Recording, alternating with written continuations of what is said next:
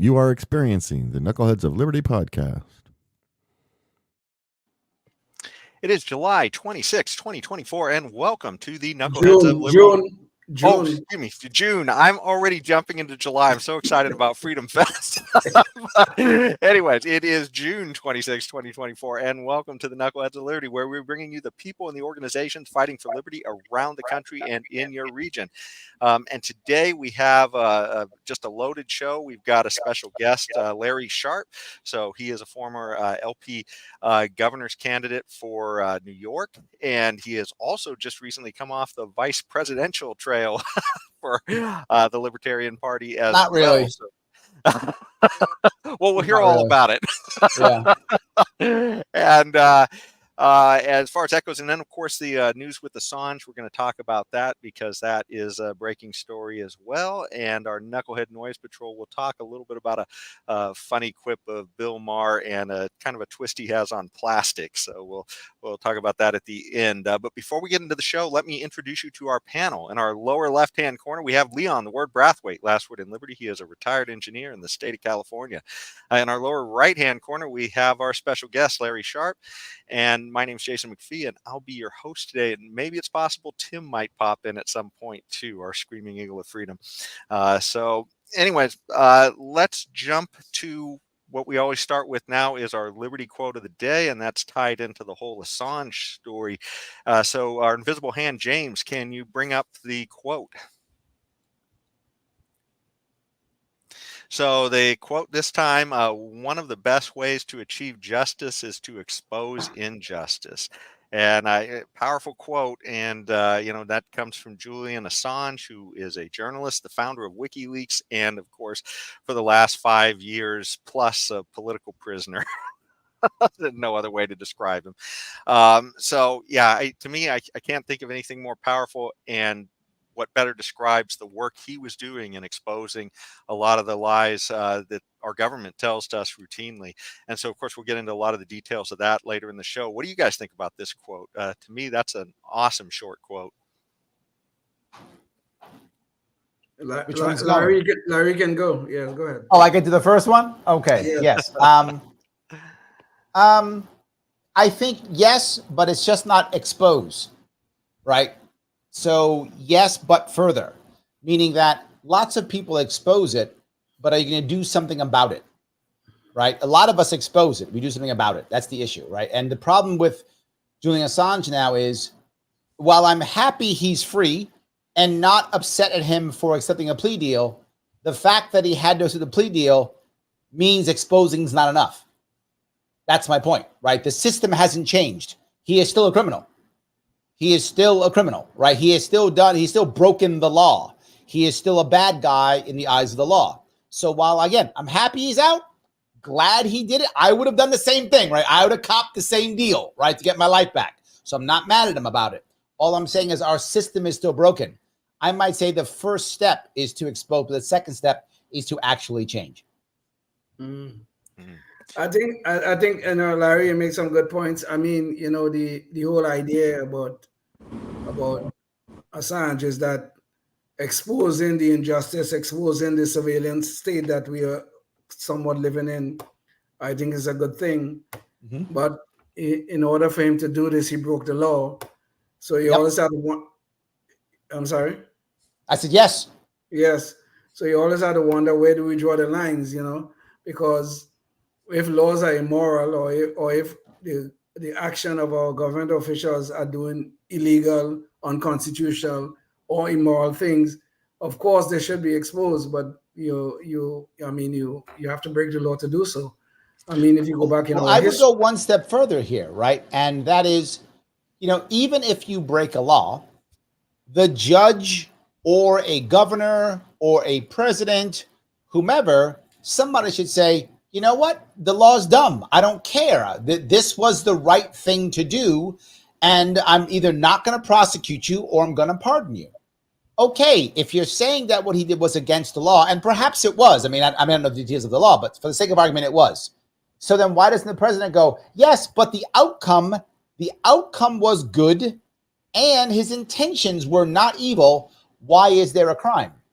regardless of the law, is my point, right? If the outcome is good and the intention was not malicious, then why are you're prosecuting at that point just because some brain dead chimps wrote down something on a piece of paper somewhere? Which I mean, when I say brain dead chimps, I mean our Congress. So they wrote down something on a piece of paper, and now all of a sudden it's bad. The example I often give is if you were a judge, anybody here was a judge, and there was a law that the other, brain dead chimps in a state assembly made a law that said if you are 17 years old and convicted of graffiti, the sentence is mandatory minimum death. That's the law that these idiots pass. And they pass almost all the time.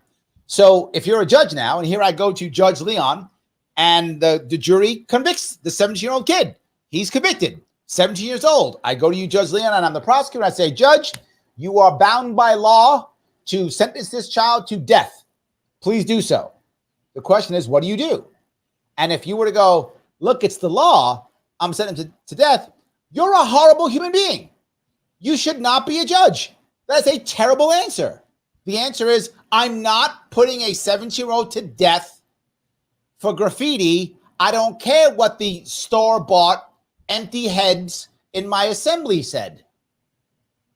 So that's the second piece of that. Certainly a good case for nullification there in that particular case. Well, that raises, even though, Larry, I can see the morality of your analogy. I really do.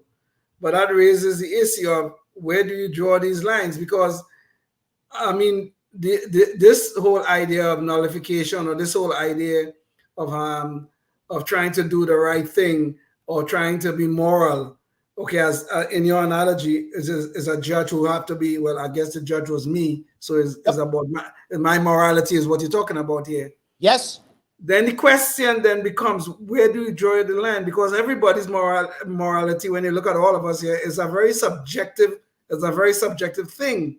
And 100%. if we don't have fixed standards by which to judge, then you could be leading to something quite chaotic, even though I agree with your analogy. If I have a choice of chaos or organized evil, I will take chaos. I don't mind. I'll take chaos. Because right now what we have is organized tyranny, organized evil. Because we don't have a democracy. An example I'll give you is most people, wherever you live, most people, their vote does not count at all for most people. And I don't mean just president. I mean, period. Most places are gerrymandered. Which means political parties pick their voters. So if you're not a member of that political party that is in charge, you have no say in your local politics. If you don't live in a swing state, you have no say in your national politics. So we don't even have a democracy. So the people don't even have the power to select the right people to pass the right laws. So right now the parties select who they want to run things. They run things. We see that with Jamal Bowman here in New York State as a perfect example of that. And then the leaders do whatever they want. There's no repercussions at all. I would rather have it that a judge like yourself who makes a bad decision in this fictitious case gets scolded by your people and gets voted out or not. Judges right now have literally no repercussions for anything. They do what they want, however they want. So what do they actually do all the time? They simply look at precedent. To your point, they don't want chaos. So they say, what did someone before say? And here's the problem with that. 10 judges are good. One judge is an idiot. The one judge says something stupid. The other judges go, well, he said it, so I'll just copy it.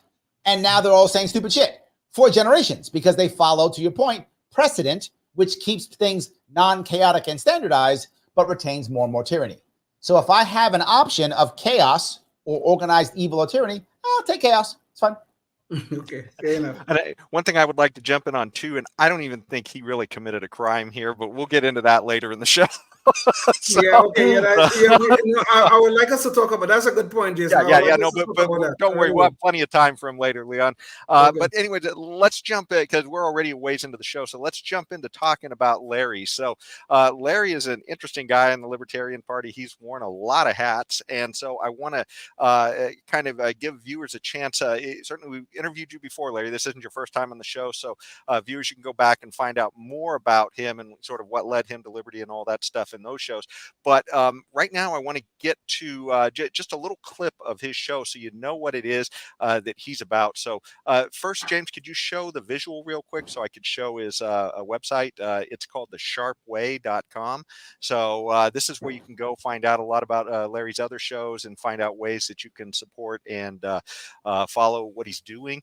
And of course, like I said, he has run for governor. So here is a picture of him campaigning for governor in his region. And there's actually a pretty good clip that I wanted to show from him talking, because one of the things I really love about Larry is that he's thinking about ways to use government to actually get to some good solutions if he were elected, so sort of some pragmatic ways. I remember hearing him once talk about, hey, sell naming rights to bridges, all kinds of other things like that. But here's something where he's talking about the environment. So just to give you a flavor of what it's like to listen to Larry's show, James, can you play KOL number 1?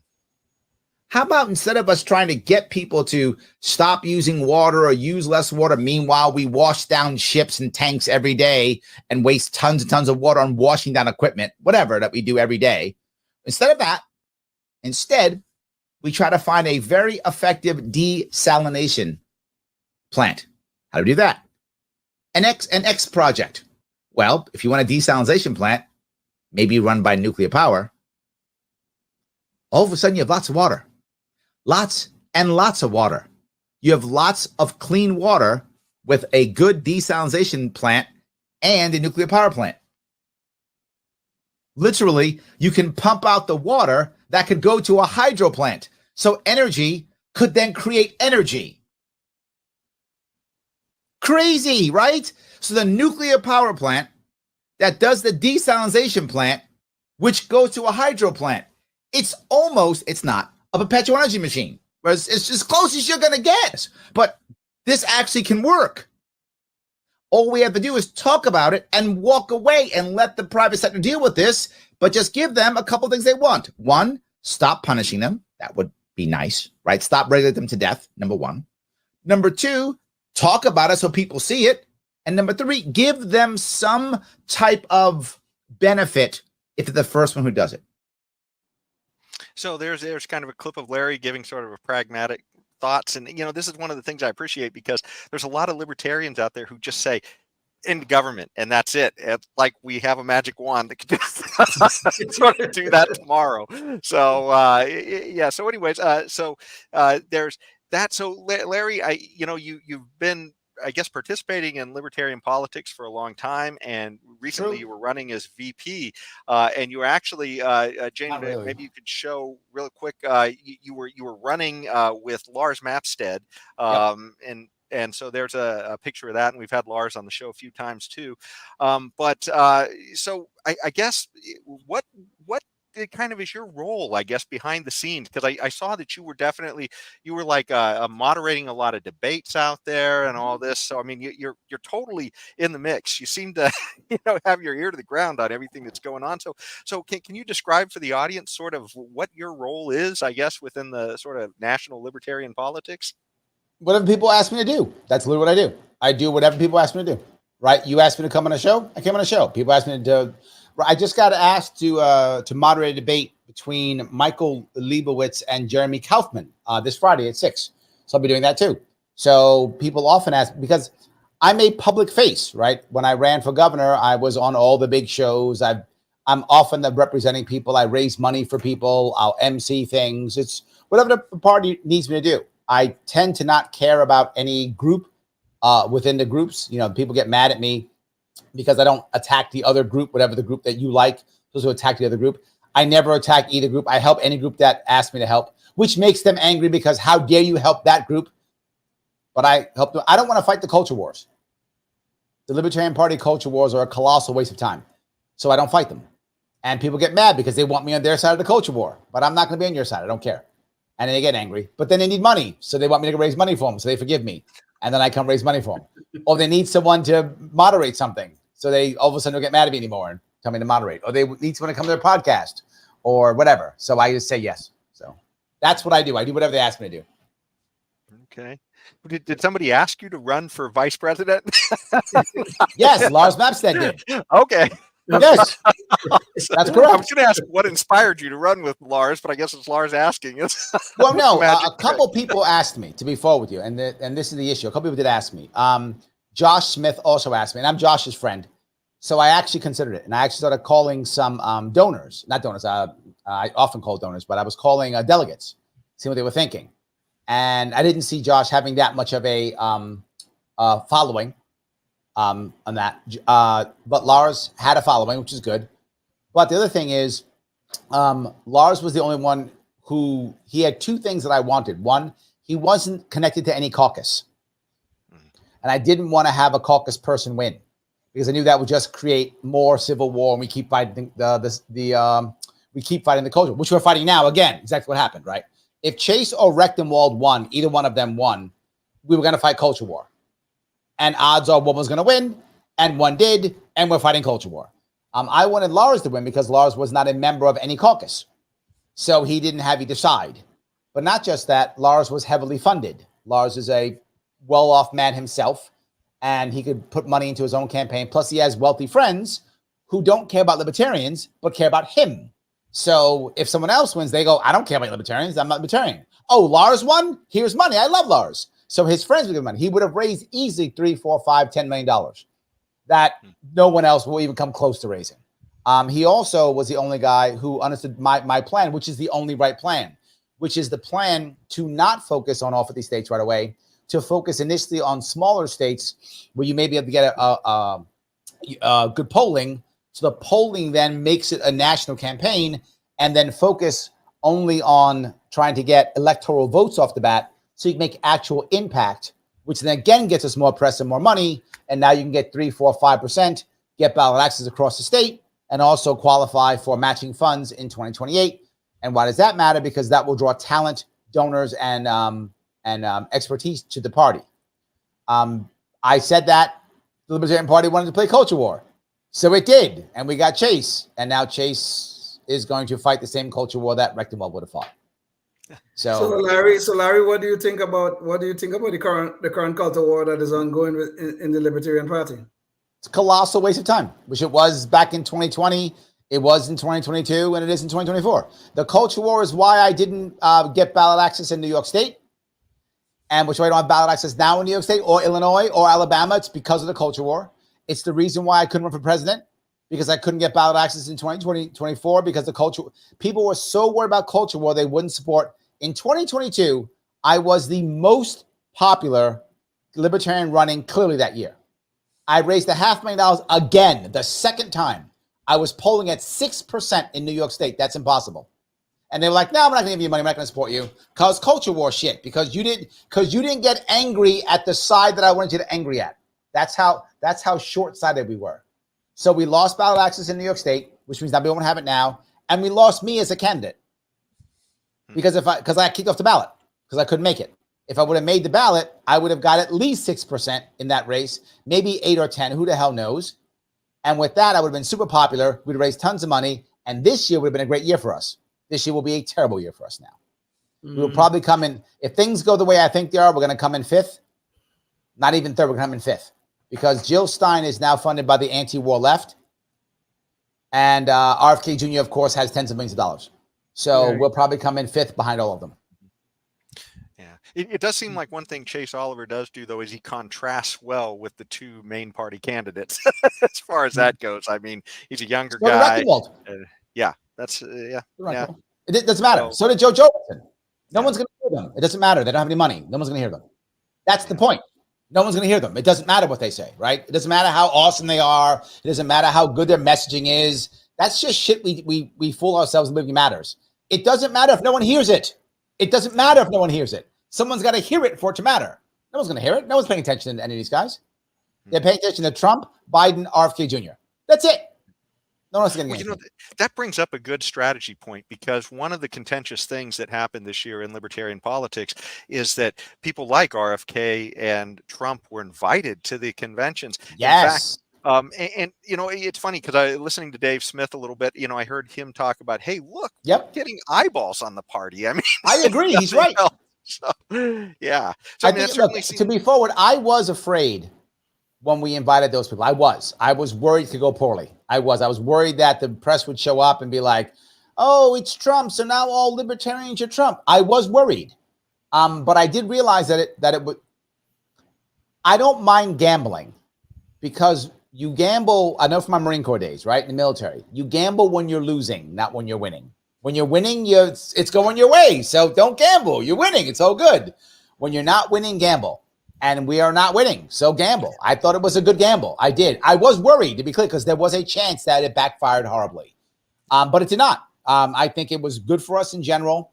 I think it showed that the mainstream people need us, and that Angela is correct in it when she says that we will be the ones who help decide, who will be president, because the independents, the third party people are huge right now in this country. And I think we will have a major say in who wins this election.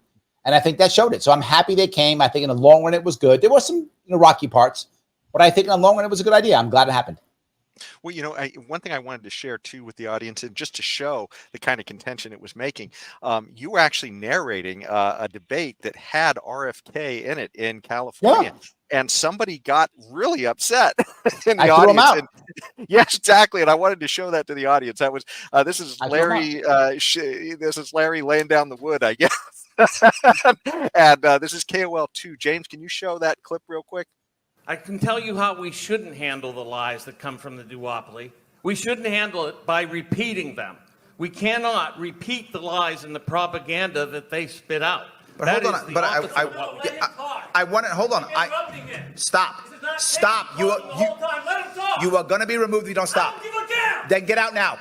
Get out now. I will. Sergeant Arms, get rid of him.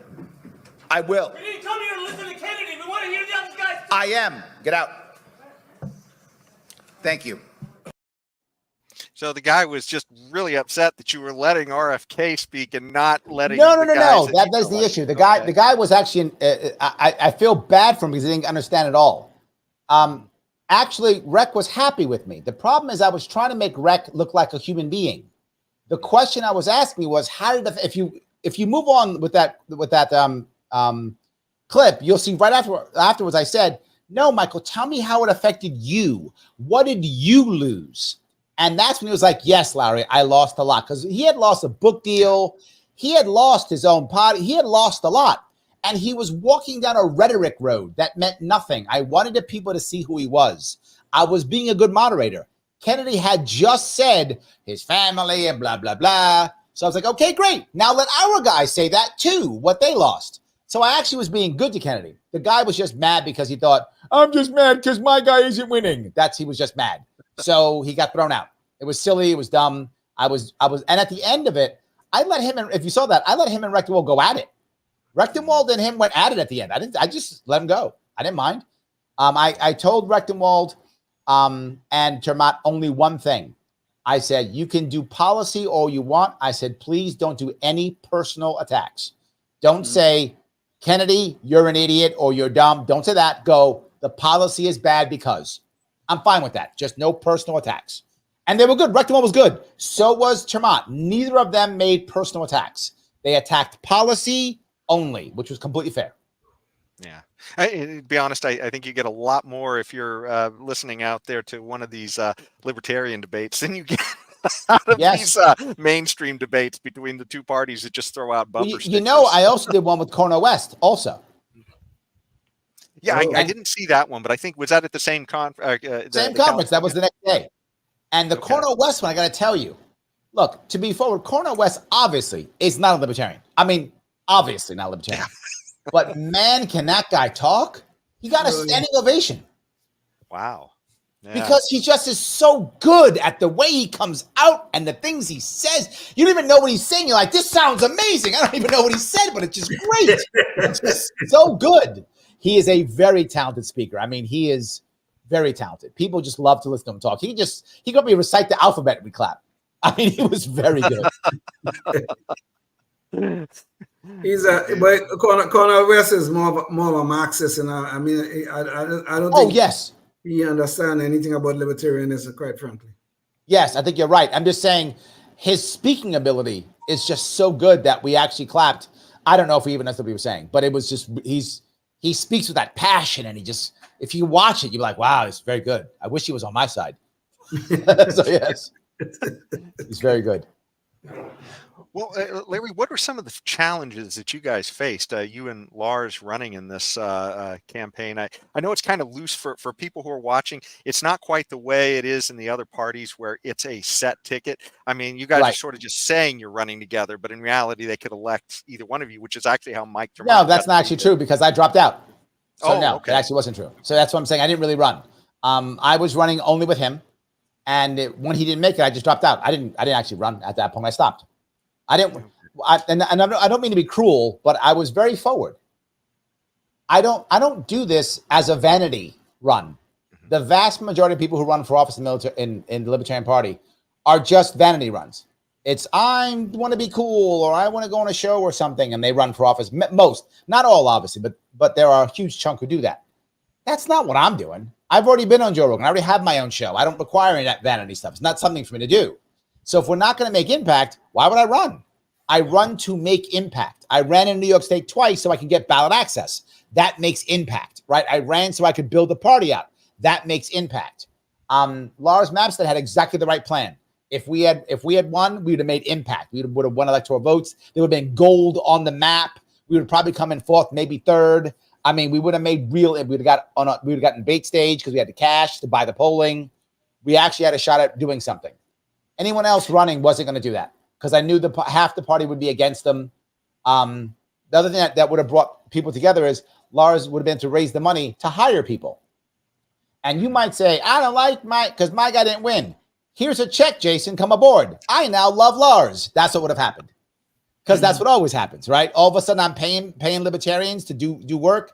They'll show up. It's how it works. Now I have a real campaign with real volunteer opportunities. People volunteer, right? When that kind of stuff happens, people would have joined. We would have been able to unite the party and make things happen. That I was on board for. But this year is going to be just like 2020. It's a nice campaign, but. I did notice when, Lars came on our show first, when, I first met him here at California convention about 2 years ago, I think it was. He sort of has evolved over that period of time. I mean, I saw him. He was, and he put out some pretty decent videos for campaign videos late in the process as well. So people just wanted the other person to lose. If you were at that place, people were like, I gotta vote for Rec because we can't have Chase, or I gotta vote for Chase because we can have Rec. The stupid Trump derangement syndrome shit that the rest of the country deals with, we dealt with in the Libertarian Party. We became the duopoly. It literally became a duopoly. We were just like, this is the most important election in the Libertarian world. Just like they tell us out there, you got to pick one, Chase or Rec. Just like they tell us it's Biden or Trump. By the way, Larry, I got to break in for just a second here because if you're watching on public access, the conversation goes on, but you'll have to go online for the rest of the show. You can find a lot of our other shows there and a lot of other great conversations. So anyways, check us out there. So back to the show. Larry, you finish your No, thoughts. That's all I had. We became then. That was our end. We couldn't get past it. We could not get past people's desire to either beat Rec or beat Chase. We just couldn't get past it. And they were like, no, we have to stop Chase or we have to stop Rec. That was what so many people wanted, and we couldn't get past it. I wish we could have, but we couldn't. Well, that does bring up another question I had, and this is always it's good to sort of look back on these things. And is there anything that you might have done differently if you had it all to do it over again this time on this VP, endeavor? I don't know, maybe committed earlier, maybe. I'm not sure. I don't know if I could have won it. I mean, the party really wants to fight culture war. It just does. It really does. And I don't know if I can get past it. I don't know. I don't know if this year I don't know if I could have won this year. Maybe not bother running because maybe there was no chance. Maybe looking back at it, maybe I shouldn't have even run at all because maybe there was just no chance. I should just ignored it and let play out what was going to play out. Maybe because I don't know if I affected the actual outcome either way. I don't know if I did. So maybe if I, with hindsight, maybe not even bother running. And just sorry, go ahead, Leon. Larry, you keep referring to the culture wars. I think this is about your third or fourth reference to the culture wars that apparently the Libertarian Party wants to fight. And the rest of the country too. Yeah, the country too, fine, exactly. What when you say culture wars, what exactly are you talking about? Just give me some examples. Social issue virtual signaling that actually has no impact whatsoever. That's what I mean. Like yelling at Chase about he's transing the kids or whatever they yell at him about. Who cares? It doesn't mean anything. It's not going to change anything. It doesn't get one libertarian elected. It doesn't change ballot access laws. It doesn't change the debate system. It doesn't change the two-party system. It doesn't stop the wars overseas. It doesn't change the prison industrial complex. It does nothing. It does nothing except I care about the kids or I don't care about the kids. So I virtue signal and that's what matters. Or I yell, free, somebody, but I don't have a reason or way to free the person. Or I yell the thing and I say the thing that seems to matter, but I don't have a plan to do anything. Or I just yell, end all the wars, but I have no plan to end the wars. I have no way to make anything happen. I have no way to do anything. It's just I'm talking stuff and sounding cool. And the Democrat programs do it, and we do also. Did anybody else have an actual plan to make impact besides Lars Mapstead? No, I got bold messaging. I don't care. No one's going to hear it. I've been hearing bold messaging for 50 years, and nothing happens. I want a plan to make some impact. That's what I want. I want a plan to make. I don't care. You don't have to win. What's the impact? When I ran in New York State in 2018, I ran to get ballot access. That was impact. It worked. And then 1 year later, I crossed the state and I went from 15 county affiliates to 30. I doubled the number of county affiliates in my state. That's impact, Leon. That's what I want to hear. What are you going to do? I didn't go, oh, who cares about this? Whether, I don't know, whatever is the culture war thing of the day, right? The border, yelling about the border. I'm open borders or closed borders. Who cares? You're not affecting the border. You didn't have a plan for the border. You got nothing. You're just yelling when you're one side or the other. Doesn't mean anything. That's what I mean. Yelling things that don't mean anything. Mm-hmm. Well, one thing I did want to jump in on as well, so people can kind of understand the impact of what has happened in the Libertarian Party this year, is that half of the party, roughly the Mises Caucus, has said, at least a fair amount of them have said, hey, we're voting for Trump this year after what happened. And so that's actually potentially going to have a negative impact on the party as far as ballot access. And I've got to say, if you are in a purple state, or excuse me, if you're in a solid blue or solid red state, please vote Libertarian if you have liberty ideas. I can't. At least you'll help out. Yeah, I can't. I can't because he's not on my ballot. New York State law ballot access. Yeah, so that's right. Just the way they keep screwing you over there, they're screwing us. And this is the Libertarian Party's fault because they ignored me in 2022. Yeah. They ignored me in 2022, so now I don't have ballot access, so I can't vote for Chase. He's not on my ballot. It doesn't matter to me. Why do you think I'm so flippant about it? It doesn't matter to me. I can't vote for him. It's irrelevant what he does. I can't touch him. I don't get to vote for him. If you're in Illinois, you can't vote for him either. You can't vote for him. If you're in Chicago, you can't vote for him. It doesn't matter. I can't vote for Chase. It doesn't matter. Rectenwald could have run. I couldn't vote for Rectenwald either. It doesn't matter. Well, hopefully they can write him in at least. It doesn't matter, but they won't count it. Oh my God! Remember, in ballot act, in most states, and again, this is my exact point. You brought it perfectly, Jason. In most states, you're not an official write-in unless they say you're an official write-in. So you writing in someone's name doesn't count anymore. Yes. Yeah, I tell you, yeah. So I don't care about the culture war crap. I care about my state, New York, which is being destroyed every single year, being repaired. I care about people not leaving my state. I care about the world's greatest city becoming the world's worst city, New York. That's what I worry about. That's why if you wonder why I'm so flippant, that is the reason why. It doesn't matter to me. What can I do? And there's no future for the Libertarian Party getting ballot access in New York State. There is no future. None. There's no future. This is and we feel that too here in the Golden State as well. Yeah. Except that I'm not sure if I think Chase will probably be on the ballot here. I'm assuming, but yes, he will. You guys, you can vote for him. I cannot. Okay. But but that is my only problem. My problem is not just that. We're not going to raise enough money or have enough popular candidates for it to happen in the future. So it isn't just we lost this year. It's done in New York. It's over. Finished. Illinois, it's finished. The Libertarian Party, unless something changes tremendously, will never have 50 state ballot access ever again. Yeah. It's done. And it's funny. And nobody cared. We just had a clip from you that we used on the last show when we were talking with Mark Hinkle, and we were talking about essentially the RFK problem of him being denied being in the debates, essentially, and you had a pretty good take on that as well. Yes. RFK is our best chance to make impact this year in the states where we can't get libertarians on the line. Right? And I once said, this will make Leon want his head explode. I once said that I am all about third parties no matter what, because I must break the system. And that literally, if Cornel West was the only independent on my ballot, I'd vote for Cornel West. Really? Yes. And let me be very clear why. If I vote for Trump or Biden, I am perpetuating that system that will make sure I never have a chance of success ever. That's why. Well, but Trump is better than Biden and Biden's better than Trump. Who gives a shit? It's 4 years later like the next idiot. Doesn't matter. Never forget this. Bush got us Obama. Obama got us Trump. Trump got us Biden. Nobody's winning but them. They just wait 4 years and swap them out. If you think Biden's worse and you vote for Trump, awesome. You pushed off Biden for 4 more years, but 4 years later, you're getting AOC or you're getting Kamala Harris or whatever, right? It doesn't matter. You're delaying your pain for 4 years. Meanwhile, what has the last 25 years gotten us?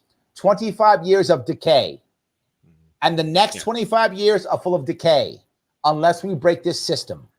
So yes, I would rather vote for any third-party person over the two parties which perpetuate the system. Yes, anybody. But Larry, you're saying in a sense, I mean, I understand the logic of your statement, but you're saying in a sense, your principles are not going to guide you. Because even though, fine, we are liberty-minded people. I'm not a libertarian in the sense of how you guys are libertarians, but liberty-minded people, there's quite a lot of overlap with, say, the Republican Party. No, there isn't. Nope. Huh? No, you don't agree with that. You don't agree with that. No. So how much impact did Justin Amash make? Oh, right, none. How much did Thomas Massey make? Oh, right, none. None. So no, there's a couple people who are liberty leaning. I love Thomas Massey. I love Justin Amash. I'd vote for them in a heartbeat. I love them. How much impact did they make? None. Amash left saying he makes more impact on Twitter. His words, not mine. He makes more impact on Twitter than Congress. His words. None. If we don't break the system, we're fooling ourselves. Your principles mean shit when they put you in prison. What did Assange's principles get him? Got him 5 years in prison. What did Snowden's principles get him? Exile to Russia. Your principles mean shit when they can put you in jail. Change the system so people can afford their principles. Well, and that is a great segue to our next topic, which is Julian Assange. I don't mean to be forward, but you asked the question. I gave you an actual answer. No, I'm fine. If I ask a question, man, you give me an answer, and I'm fine. I gave you a real answer. I can't tell you that your answer is wrong. I mean, yes, you can. You can tell me I'm wrong. Well, no, there are things I disagree with, but I mean, then I'm sure Jason want to get onto a lot of other things, I mean, okay. Let me tell you, I'm not going to belabor the point. I can never see myself voting for a socialist Marxist, regardless of what we're trying to do here. Yes, we're trying to make headway. The liberty-minded people in our society, I would like to see them move along further and get more elected offices and that kind of stuff. But I cannot sacrifice my principles enough to vote for someone like Cornel West. I could never see that. Yep. I understand it completely. And I think in what I said, I'm the oddball. I think you're the norm. I do. I think most people think the way you do. They think my principles matter. But I have been burned by the system so many times. When I did what I said, when I was able to grow the Libertarian Party out, in New York State, I had 107 local libertarians win elections in 2019. 100 from 0 to 107. That's real impact. In 2020, after that, the Democratic Party that was in charge changed the rules in the middle of a cycle and wrecked everything and destroyed my party. Then when I fought back in 2022, the Republicans are the ones who spent 6 figures suing me off the ballot to ensure I couldn't fix it. Yeah. Both of them went out of the way. And I sat in front of 8 different judges, Republicans, Democrats. Every one of them told me go to hell. They didn't care about principles. They didn't care about money. They didn't care about my rights. They cared only about their system. That's all they cared about. I actually had them say, I said to one of the judges, I said, sir, what you're creating is an aristocracy where only the elites can run and no one else can. He agreed and said didn't care. Moved on. Another judge actually said out loud, it's on record, no, these laws are meant to keep people off the ballot. So it was fine. Fine. I expressed to one judge, I said, look, you don't understand. In New York State, over 500,000 people every single year vote third party knowing they're going to lose. Why do you do that? It's a protest vote. This is your First Amendment right to protest. If you just didn't care, you'd stay home. You get off the couch and you go vote for someone who's not going to win. That is telling people my protest. He's like, I don't care. Didn't care. Did not care. And then I said, this is impossible. What you put together is impossible. Nobody can get in the ballot. It's impossible. Then months later, I sued again in an appeal after no one made it. So I said it was impossible. Then I showed it was impossible. In fact, a guy, Lee Zeldin, who was a sitting congressman, tried to get on the ballot as independent. He couldn't do it. A sitting congressman couldn't do it. A millionaire, a guy by the name of Harry Wilson, a millionaire, couldn't do it. I showed him that. Did not care. Did not care. This is why I'm jaded, Leon. This is why I'm jaded. So Understood. So does somebody that's registered to vote, whatever party, doesn't matter, and they don't vote, does that vote, that non-vote, get counted? Do they look at that? Do they go, oh, wow, let's just say that half the voting population that were registered to vote did not show up to vote. Would the powers to be and would the mainstream media, would they even count that, look at it, just say, hey, look, half the people didn't vote. They were registered, but they didn't show up. Would that count? 100%, and they would love it. They would jump for joy, glee. They'd be so goddamn happy. And they are in my state. In many parts of my state, upstate New York, Republicans are so broken in my state, only 1 in 6 vote. 1 in 6 registered voters. 1 in 6. That's how bad it is in some parts of my state. And they're happy as can be. Shut up. Don't vote. I got money to make. This is about a grift. I hope you don't vote. That's what they think. I don't think that. They don't. Please don't vote. Stay home. Netflix is awesome. Why are you voting? Watch some movies. Play some games. They don't want you voting. In New York, and I only talk for New York State, Tim. I know my state. That's all I talk for, so I don't know if it's across the country. But in New York State, we're lucky if we get 40% people to vote. Registered voters. There are 18 million, 19 million New Yorkers, give or take. There are about 12 million eligible to vote.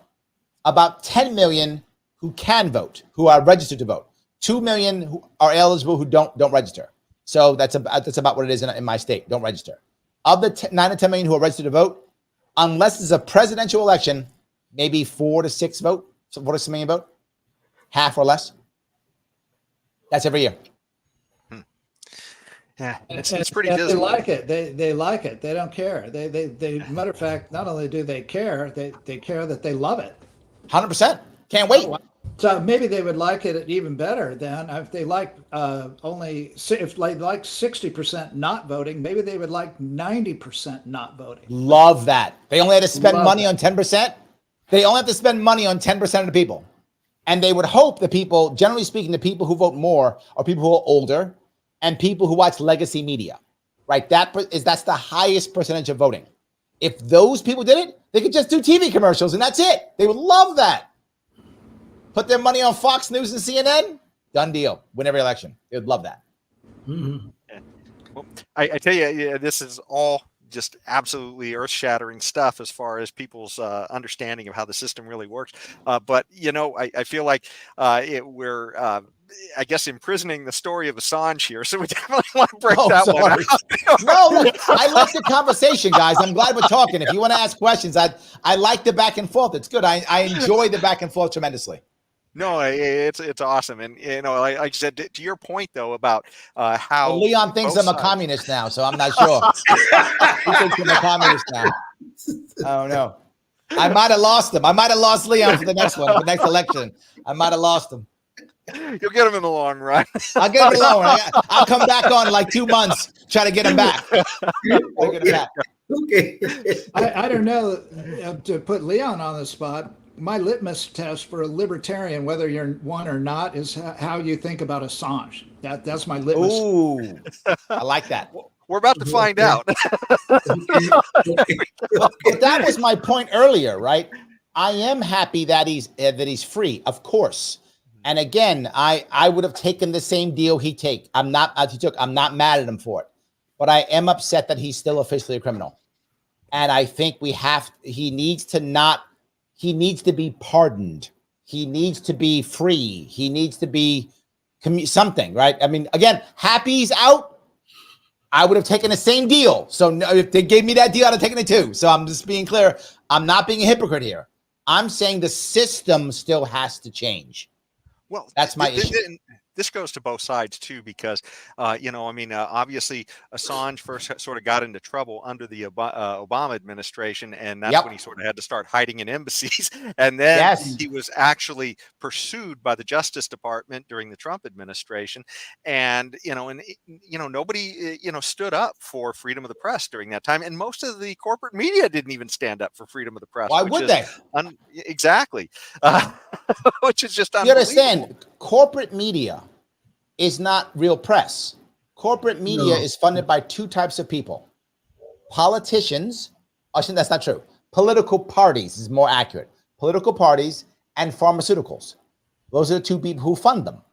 As long as those people are happy, they're happy. That's all that matters.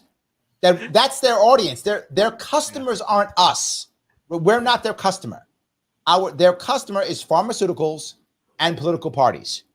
So if pharmaceuticals are happy, and pharmaceuticals do not want free speech at all, last thing they don't want free press. They don't want that because people might find out how bad some of their stuff is. They don't want that. And political parties want you, as Tim and I were talking about, don't even want you voting. Could you please just shut up? Can you just stay home and give us money? Can you just do that? We got stuff to do. Just pay your taxes and shut up. That's what they want. So what's their incentive? The incentive now, believe it or not, is actually independent media. Because independent media is very often supported by the actual viewers directly. So we become the actual customer, right? When we become the customer, now they care about that stuff. Yeah. And I don't think, again, this goes back to our piece with Trump coming to the Libertarian Party. Trump doesn't care about Ross Ulbricht. Trump doesn't care about Assange. He doesn't care about those people. Neither does Biden. Yeah. But enough people in the independent world right now, this is the first year where more people in a voter block, the largest voting block, is now independent or non-affiliated. That's never been true before. So they know that people are checking out. And their worry, Tim, is not that they won't vote. Their worry is they'll vote against them. That's their worry. They'll vote against them. So let me free Assange and Ross Ulbricht. I'll do that. And then maybe Tim will stay home. Right? Because now he has no reason to yell at me because I freed Assange. So now, Tim, stay home. Don't vote. Stay home. Look, I freed Assange. Tim, go watch Netflix. Right? That's what they're hoping for. Right? And Trump is like, I freed Ross. Leon, stay home. I freed Ross. What are you going to vote for? Don't do that. Right? That's their hope. Yeah. Well, I want to give the audience just a little bit of a sense of who Julian Assange is, because quite frankly, if you're just watching corporate media, you probably think he's a bad guy. Correct. Yes. And so he's killing our spies barehanded. Exactly. Yes. But James, maybe our invisible hand, you could bring up the articles here real quick. I just want to show these and then show a quick clip of what it was that actually got Assange in all of his trouble. So Assange recently, he made a plea deal with the government. So they didn't apologize to him. They didn't tell him they were wrong, but they made a plea deal with him, and they're essentially letting him out of prison. And here he is looking much older because he has really been through the ringer. But essentially what he was doing is he had formed this company, WikiLeaks, which was encouraging people to come forward, and if they had stuff they wanted to spill on government corruption, share it with him, and he will blast it out to the world. And quite frankly, this is what most major corporate media does as well too. They say that, hey, if you've got stuff you want to share with us that's juicy, we'll share it to the world. They don't wind up often going to prison, but unfortunately, if you're a small guy like Julian Assange, who didn't have a big corporation behind him, he wound up in jail for quite a few years here. Yes. And let me show the clip that really got him in trouble. So this was a clip of him showing video footage from the U.S. military where they actually wound up killing a couple of Reuters reporters. So James, maybe you could show KOL number 3. For more than 2.5 years, the wire service Reuters has been trying to find out what happened to their 2 staff members on this street in the suburb of New Baghdad. WikiLeaks says this is what happened. Yep, he's got a weapon too. Hotel 26, Crazy Horse 18, have 5 to 6 individuals with AK-47s. We got an RPG. All right, we got a guy with The voice on the tape, presumably a member of the military, says there has been shooting in the area and receives permission to open fire. When people are labeled as insurgents, are they really insurgents? It seems to be the case that from the scenes in this video, that any person that is not a man and sometimes not a woman is by default labeled as an insurgent. light them all up. 202 traffic, 260. Come on, fire! Hey, Roger. Keep shooting. God damn it, Kyle. All right. I hit him by head. Oh, yeah, look at those dead bastards. Nice. 2-6, crazy. From a distance, you hear the voices on the tape watch as the wounded try to crawl to help. But when help arrives, Come on, let us shoot. You're engaged. 1-8, engaged. Clear. Come on. Clear. Oh, yeah, look at that, right through the windshield.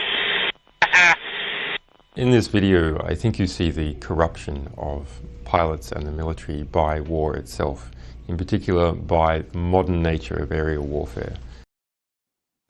So he was essentially sharing with us the reality of what's happening out there in a place we haven't declared war with, and quite frankly, people who aren't even combatants are getting killed, and he's sharing that with us, and that's what he got into trouble with. You guys have any thoughts on this? We talk about whistleblowers all the time. Then he was a whistleblower, and we punished him. If the government is, the government will always tell you this. Always, they'll say, if you got nothing to hide, why do you care if we search? Well, government, if you got nothing to hide, why do you care if Assange shows what you're doing? Why do you care? There's no reason for you to be worried about it because you're doing nothing wrong, right? Here's how I love it. I do something wrong, I go to jail. Government does something wrong, I go to jail. How does that work, right? It doesn't change. No matter what, I go to jail. What's going on with that? So, yeah, that's how it works. Yeah. Kind of that rigged coin of government flipping it, and it doesn't matter which side it winds up in.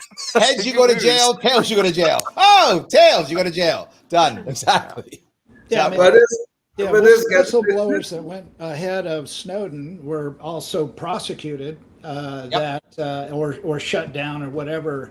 That he decided, he's going to do it a different way. He's going to do it surreptitiously and under the radar and do it to where he can get out of town because he was a patriot enough to still go through with it.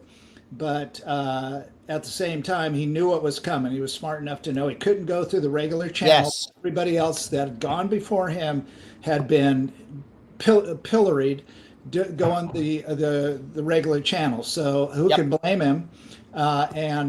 Most of us would not have been so brave to have done what he did to expose the corruption going on and still going on in the U.S. government. Well, I want to talk about what Leon said, though, right? This is from Leon earlier. Leon was talking to me about the idea of, we want to make sure judges don't do this because of chaos and the order. And to your point, Leon, in this case, if that were true, and I've heard people say it, well, no, if you're going to do it, you have to pay the price and you have to, go to jail and blah, blah.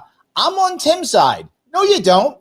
These judges don't care about my freedom. They don't care about the system. They don't accept the system. They would put me in jail. And you know what's funny?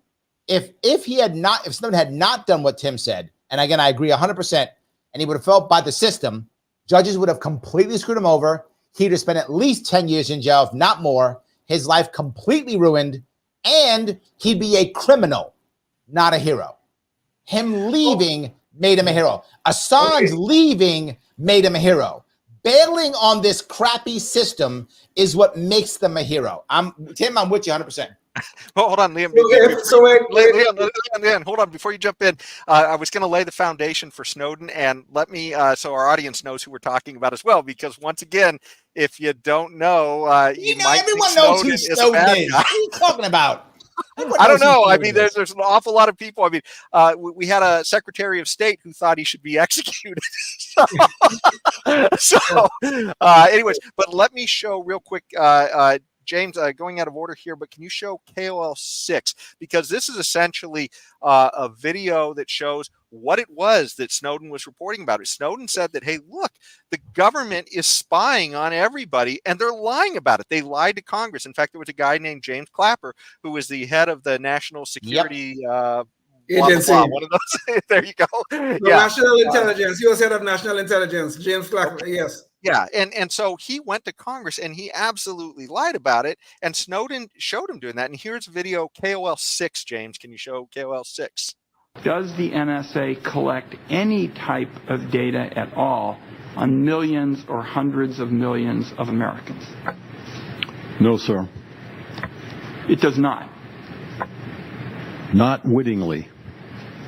There are cases where they could inadvertently, perhaps, collect, but not wittingly. We have evidence, new evidence, for the Obama administration's unprecedented security efforts. The National Security Agency is keeping track of the telephone records of millions of Americans. Britain's Guardian newspaper obtained a copy of a secret court order authorizing the data collection. The document shows the information is being collected indiscriminately and in bulk. And so I wanted, James, can you show the visual real quick here? Because here's Snowden. He was recently interviewed. He has been in exile in Russia. Oh, did we just lose Larry? Uh-oh. Anyway, Snowden has been in exile for over 10 years in Russia for essentially committing an act of heroism. I mean, this guy shared information that our government was straightforward lying to Congress. Okay. And the guy he lied about is making a ton of money. Now, this isn't him. This is Brennan, but it talks about Clapper as well. And these guys are essentially being able to sell their security clearance to yield salaries at saying up to 15% higher compared with salaries of individuals who didn't have those. And they're able to get all these gigs on CNN and all that while they are essentially telling the rest of us how great the security state is. Places like CNN and MSNBC. Well, if you're getting their salaries, it is great for you. Well, but here's some of the stuff. I mean, here's Clapper. He clearly showed he lied, and he's getting invited to speak at all kinds of prestigious places. And yet it's being shown time and time again. He's just lying to the public about everything. Here's he got caught lying to CNN, according to Daily Caller here in an article. And here's another thing. He signed that letter that the laptop was fake. That going into the Hunter Biden laptop, that may have swung an entire election. You talk about an election interference, and not even a sorry, not even a sorry, nothing. So this is insane stuff, and I just wanted to lay that out there. If you are watching, No, I think Leon wants to yell at me. Let Leon yell at me. I don't want to yell at you.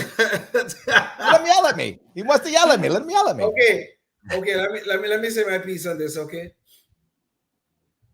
If we get back to the issue of principles here, okay, if your principles drive you to disclose corruption within a system, whether the corruption is in our government, whether the federal government, state government, whatever, if our principles drive us to do that, whether those are moral principles or whatever, political principles, whatever it is, your deep held principles, then you have to be willing to take the consequences of doing this. You must be. Because if you hear people talk about, okay, what would make a soldier say, you know, I'm willing to die for this country. I'm willing to die for this flag. Why would a soldier say that? It's some sort of moral principle within him that says that I am willing to face the consequences of my principles, whether those principles are going out and fight a war or whether those principles are disclosing corrupt activities within our government. Now, I admire both of these people. Don't misunderstand me. Don't misunderstand me. But I don't think we could just easily dismiss the fact that these guys broke the law. If the law is immoral, I mean, I'll go back to the civil rights movement. Martin Luther King took quite a little bit of jail time because his principles motivated to see the wrong in our society and do everything he can to fix it. So I think if you have those principles, you must be willing to face the consequences of those principles. Because what if in the end, consequences believe, don't? wait, what if the consequences don't affect you? Okay. Huh? What if the consequences don't just affect you? Well, you know, I understand that. That's true. The consequence may not. In my case, for instance, if I were doing this, I have a wife, I have two kids, I have a grandson. Sure, it will affect them if I do something and I'm going to face the consequences of that. Yes. But everybody, no, but Larry, everybody who have ever took a heroic act in our society or in any society for that matter, they always had somebody there that will be so grossly affected by their life, sometimes adversely affected by the decisions that they make. So, and if those people in our past were not willing to take the consequences of those actions, where would we have been now? But why do we have to take the consequences that the state decides? And my point being, Snowden did take consequences. So did Assange. They just didn't take the ones the state decided, right? The idea that they broke a law, I don't care. But you're right. They still took I mean, Snowden has lost his country for 10 years. He's forced to live in it. He can't leave Russia. He has lost his freedom. He must stay in Russia. And he also knows that the CIA or NSA, whoever, might be ready to take him out at any time, even in Russia is possible. He doesn't even know that. And Assange almost lost his life because he had to be stuck in a room they did take consequences. My point is, why take the consequences of a corrupt system you're trying to fight? That, in my view, is invalid. I would have rather, as much as I respect what Nelson Mandela did, I would have rather of him escaped South Africa than spend 27 years in prison. I would have rather MLK escape to Canada rather than get shot. I would rather them take those consequences than those by the state. The state's consequences are always cruel. Their goal is to destroy you and to make you and to be cruel. I'd rather get the consequences, my point. And I think running away is a fair consequence. That's just my view. I think we may have to agree to disagree on that one, Larry, because I think if you're fighting to change something, you have to stay and fight. I mean, if okay, when we declared the Declaration of Independence was written, and we declared that we're going to form the United States of America, I would have guaranteed you, if the King of England had its way, I think it was King George at the time, had its way, he would have rounded up every one of them and hung them by the neck if he could have done that. Okay. Yes. But you know what they did instead? They pledged their life, their fortune, and everything to fight that tyranny that was ongoing. Yes. However, big difference though. They fought and they knew they had a chance at victory. Let me give you an example about 100 years later. What if you were a slave in Maryland? Do you stand and fight slavery against your masters, or do you escape to Pennsylvania? I think you escape to Pennsylvania. I don't think you try to fight the system in Maryland. I think if you're a Jew in 1939, 1940, I don't think you try to fight the Nazis. That you get in the first boat, head your happy ass to England. That's what I think you do. And you fight from England. That's what I think you do if you're a Jew in 1940, if you're 1940s Germany, or if you're a slave in 1850s Maryland. You escape. You fight from over there. And I think that's what Assange did, and that's what Snowden did. I think it's a smart move. Me and Tim on the same page. You're still mad at me, Leon. I got to get you back in a couple months. I'll come back and I'll be good to you. I'll bring you chocolates or something. I'll be good to you. I'll get you back. Well, Larry, I did have a few more things I wanted to mention, but I know we're already over an hour, so I just wanted to check with you on time. Where are you at? Or do you need to get out of here real fast? I do need to bail. So it's past 11 where I am. I'm an old man. No. Well, I tell you what, we'll jettison the Knucklehead Noise Patrol, but I did want to bring up the real quick just to cement this whole thing down. James, remember, I'm in New York. It's past 11 o'clock where I am. Well, I know I'm good looking, but I'm still old. I just look good. That's all.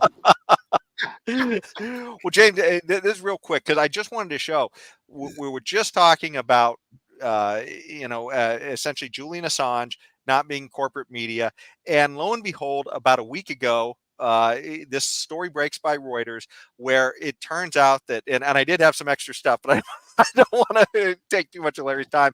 But I will yap all night, man. You got to remember that. Next time you bring me on, you know I'm a yap all night. Come on now. Well, we're just having so much fun.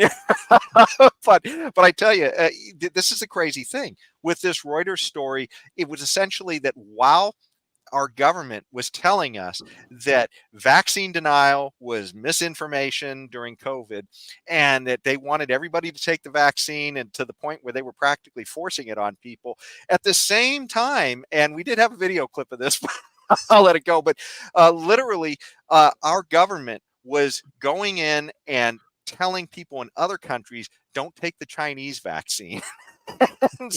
And this was essentially, this is a huge breaking story by Reuters. And in this particular one, it shows that it was in the Philippines. They were essentially going to be using the Chinese vaccine. And there was a table here somewhere that I was going to show.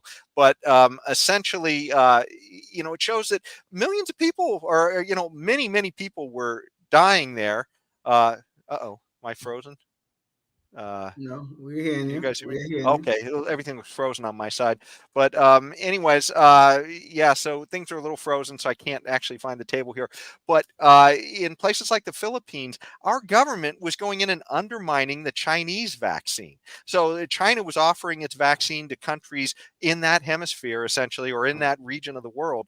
And how was Bill Gates going to keep his billions if he can't sell his vaccine in the Philippines? Yeah. So, and I mean, I'm you sure didn't think of that, did you, Jason? You don't care about his billions, do you? See how selfish you are? We are ruining so selfish, Jason. We're ruining any chance we have at our Pfizer endorsement here. I know. Come on. You do want Pfizer as a sponsor. What are you doing? Stop messing around, Jason. You're messing up for everybody.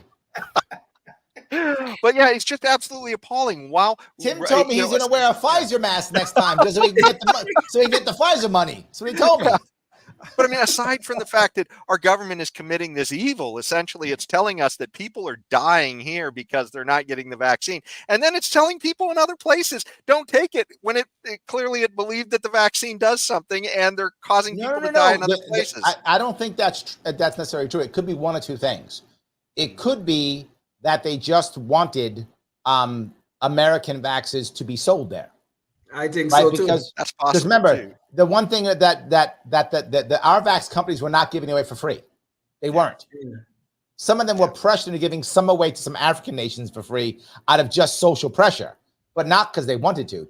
So my gut is, look, Pfizer spends a lot of money for the protection racket it pays the government for, and it's going to get its enforcers. So it got its enforcers to come in and say, no. This our territory, China. All right, it's our territory. Mm-hmm. So they brought in their CIA thugs to push the Chinese out so that Americans could put their stuff in. Look, it's a protection racket. It's the mafia. That's why do you think Pfizer spends so much time bribing all these congressmen and senators so they can get that kind of treatment? That's the reason why they do it. Well, but essentially, our government was using social media to go out there with fake accounts and spread disinformation. No, our government was exercising its protection racket. Exactly, that was a protection racket. But Jason, why are we so surprised about our government and social media working together? Why are we so surprised? Look at this whole laptop issue. It was the government and social media working together. I mean, so why were we surprised about this, about the vaccines? No, no. And it's just appalling, it's sad that I'm not surprised. But that said, the larger point here is that Reuters broke this story. Is anybody being charged with a felony at Reuters? And it's because they're a very large corporate, at the same time when Julian Assange, for literally doing the same thing, sharing information that the government doesn't want us to know about.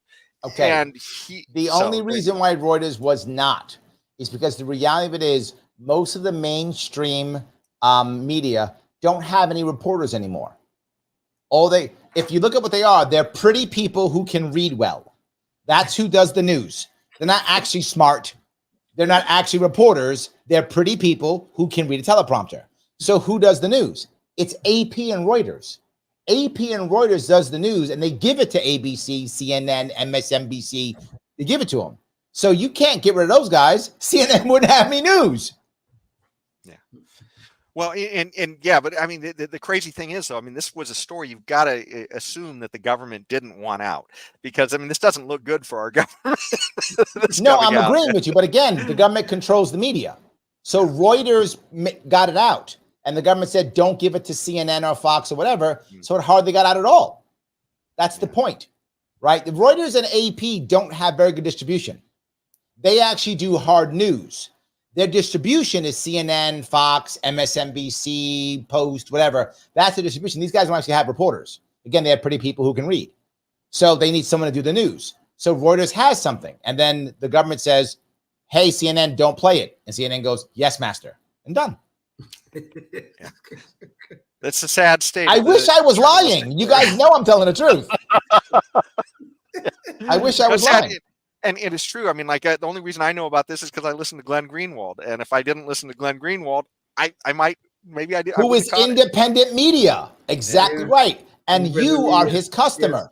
Yes. You are his customer. So he must keep you happy. So he gives you stuff like that because you are his customer. But who's Reuters' customer? CNN, Fox, all those places. That's their customer. And then who's the customer of CNN and Fox? The government, because of political parties, and Pfizer, meaning all other types of pharmaceutical companies. Yeah. Merck, Glaxo, those guys. Yeah. If you have noticed, I remember this, I never forgot this. I used to watch the morning shows on like CNN and morning shows. I watched those shows, Sunday morning shows. And I remember a couple times I would see a commercial for a company called Kerr McGee. This is maybe 10, 15 years ago. Kerr McGee, what do they sell? I'm not joking.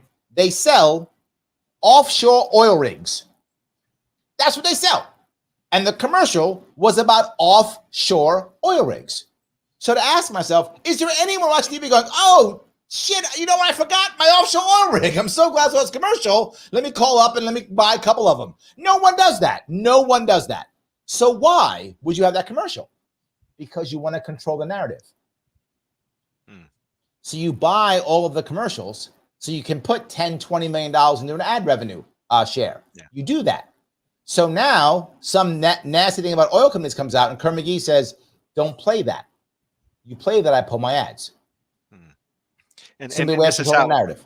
This is how ivermectin became horse paste. Correct. Yes, because Pfizer and Merck are spending all that money, and they say you say ivermectin's valuable, and all of a sudden that $100 million I just spent on ads goes away tomorrow. And Fox goes, horse paste it is. Yeah, horse paste it is. Well, I wish they could prescribe us something for the disgust that we're feeling. No, because that's why Joe Rogan can say what he wants, because Joe Rogan's customer is you.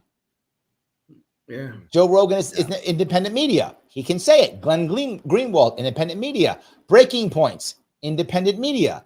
They can say what they want to say because we are their customer. They don't care what Pfizer thinks. They don't care what Merck thinks. They don't care what the political parties think. They're not paying them. They don't care. Their incentive is for us. That's why independent media is so powerful now and so valuable. Well, I tell you, that definitely seems like a good point to wrap things up on. Larry, is there anything else, any final thoughts you'd like to leave the audience with? And let me bring up your webpage again. James, don't bring up my webpage. Don't go to the webpage. Go to my Larry Sharpe YouTube page. That's the one I want everyone to go to. Larry Sharpe YouTube page. Go to that page, subscribe, click the button, do all the cool things, and watch my stuff, damn it. Watch my stuff. It matters. YouTube's important because everybody watches YouTube. You know, I hate YouTube. It's still right. Watch my stuff on YouTube. If you can't, watch it on Facebook or watch it on Twitter. I'm on Twitter, YouTube, Facebook. I'm on all the things. I'm even on Gab and Getter and MeWe and Tribal and Spoutable. I'm on all the things. Just pick one and watch my stuff. Larry, I just pulled up your YouTube page. James, can you show that real quick so people can see it? It looks like a fun page. You got a picture of a pitcher there, and yep, looking like he's about no, that's me. strikes. Hold on, no, that's me. Oh, okay, yeah. awesome. No, I can still throw a strike. When you run for governor, very often minor league teams will allow you to throw the first pitch. Mm-hmm.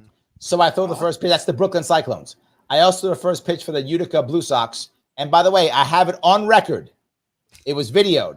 I threw. It was a strike. I'm over 50 is all I'll say. I am over 50 and I can still throw a strike, damn it. that really says something. You're throwing strikes yes, and Fauci isn't even hitting the plate. There we go. Yes. He can't hit the plate. That leg kick, that's from last year, by the way. That leg kick. I can still do that. Awesome. Okay. Well, I think that's a great spot to wrap everything up on. And, if you're watching this, then before the next show, think about what it is you can do in your region, because, obviously everybody's got to get involved. I mean, this, we've got a lot of forces lined up against our liberties. And if you don't figure out what you can do to sort of get involved, we might lose some of these liberties. So before the next show, think about, some of the other people we've talked to, ways that they've been involved, whether it's running for a school board, maybe some private company that helps people, get more free. There's, believe it or not, there are some people out there with great ideas that trying to buck what government is doing. Think about what you can do before the next show and try to do something, get up off the couch and do something to move for liberty. But until the next time, stay tuned and stay free. Oh, yes, indeed. Life, liberty, and the pursuit of happiness, always and forever. Thank you for listening to the Knuckleheads of Liberty podcast. Find us on Facebook, Rumble, YouTube, your favorite podcast network, and at knuckleheadsofliberty.com.